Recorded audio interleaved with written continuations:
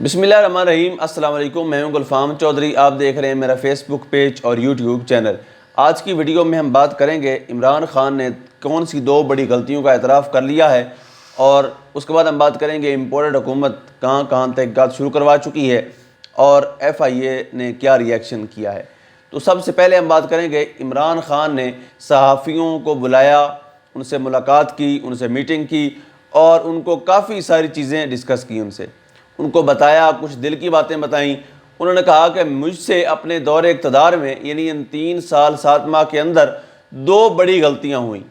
ایک غلطی تو یہ تھی کہ میں نے نیوٹرل کے کہنے پر چیف الیکشن کمشنر سکندر سلطان راجہ کو تعینات کیا، جبکہ مجھے یہ کلیئر تھا کہ یہ پارٹی کا بندہ ہے اور مسلم لیگ نون کے لیے یہ کام کرے گا۔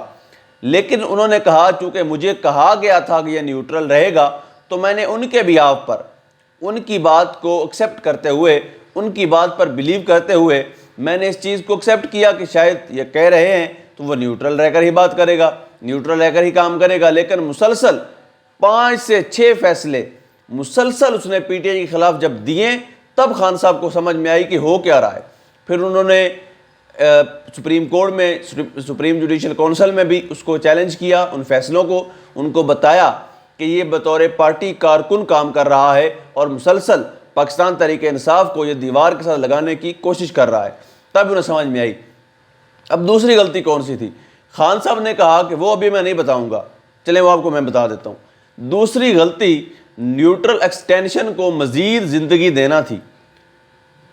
کھل کے بتا دوں، دوسری غلطی جنرل قمر جاوید باجوہ صاحب کو دوبارہ سے ایکسٹینشن دینا، ان کو دوبارہ سے جو ہے وہ ٹائم دینا اور دوبارہ سے 3 سال کے لیے یہ ذمہ داری تفویض کرنا، یہ سب سے بڑی جو تھی وہ غلطی تھی خان صاحب کی، کیونکہ وہ سمجھ چکے ہیں کہ رجیم چینج آپریشن کے جو سہولت کار تھے وہ کون تھے، کیونکہ خان صاحب کو اچھی طرح سمجھ آ گئی ہے کہ فیسیلیٹیٹر کون تھا، رجیم چینج آپریشن میں امپورٹڈ حکومت کو تھپکی دینے والا کون تھا۔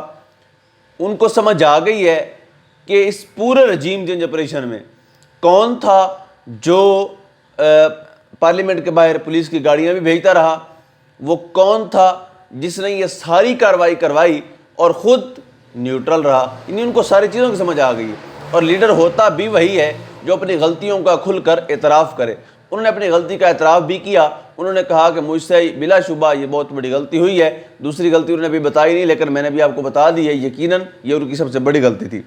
اس کے بعد امپورٹڈ حکومت ڈبل وکٹ پہ کھیل رہی ہے۔ وہ ادھر تو عمران خان کو یہ آفر کرتے ہیں کہ آپ اسمبلیاں ڈیزولو کر دیں، ہم نئے الیکشن کی طرف چلے جاتے ہیں، اور دوسری طرف ایف آئی اے میں تحقیقات شروع کروا دی ہیں، 6 رکنی بینچ نے سماعت شروع کی ہے اور ان کے خلاف نیلی کی درخواست بھی دے رکھی ہے۔ انہوں نے الیکشن کمیشن میں انہوں نے بھی ان کو طلب کر لیا ہے عمران خان صاحب کو، اس کے حوالے سے بھی انویسٹیگیشن ہوگی، اور انہوں نے شو کاز نوٹس بھی جاری کر دیا الیکشن کمیشن نے کہ ان کے فنڈ ضبط کیے جائیں، اور شو کاز نوٹس ان کو بھیج دیا گیا ہے۔ یعنی ایک طرف تو یہ چیز تھی کہ ان کو اسمبلیاں ڈیزولو کر کے الیکشن تک جانے کی کوشش کی جا رہی ہے، دوسری طرف سلیکٹڈ لوگوں کے استعفے قبول کر کے وہاں پر یعنی اسلام آباد ہائی کورٹ کا آرڈر پینڈنگ پڑا ہے کہ جواب طلبی کا، کہ آپ جواب دیں کہ جب سب نے ریزائن کیے تھے آپ نے صرف 9 لوگوں کو کیوں چنا۔